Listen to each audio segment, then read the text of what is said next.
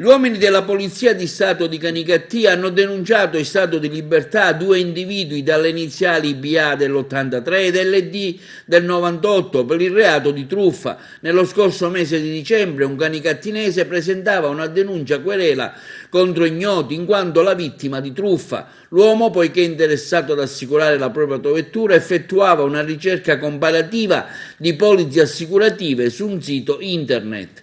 Il denunciante, subito dopo aver richiesto un preventivo, veniva così contattato dal suo cellulare da un uomo, un fantomatico ufficio preventivi, il quale inviava all'email un vantaggioso prospetto assicurativo di una polizza annuale della compagnia General Lloyd al prezzo concorrenziale di euro 251. Intenzionata ad acquistare, la sottoscriveva, ma volendo praticato un ulteriore sconto. L'uomo così ricontattava la persona dell'ufficio preventivi e concordava con questi la stipula di un contratto assicurativo con la compagnia Unipolsai al prezzo di euro 228, che sarebbe stata inviata tramite email dopo il pagamento della somma pattuita.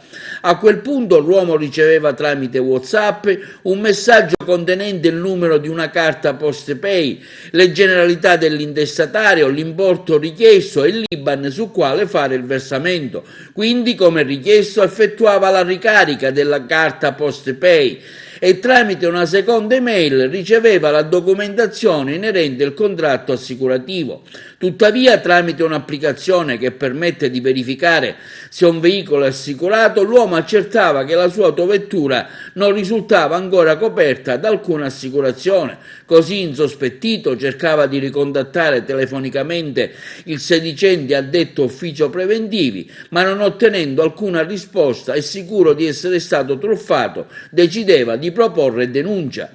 Attivi accertamenti all'utenza telefonica e alla carta PostePay consentivano agli uomini del commissariato di Canicattì di risalire così agli intestatari che risultavano gravati da analoghi procedimenti penali che peraltro venivano deferiti all'autorità giudiziaria. La Polizia di Stato esorta quindi i cittadini a fare massima attenzione ai collegamenti su siti internet e agli acquisti online che appaiono particolarmente vantaggiosi, dietro i quali talvolta si celano persone senza scrupoli, dedite a truffe e raggiri.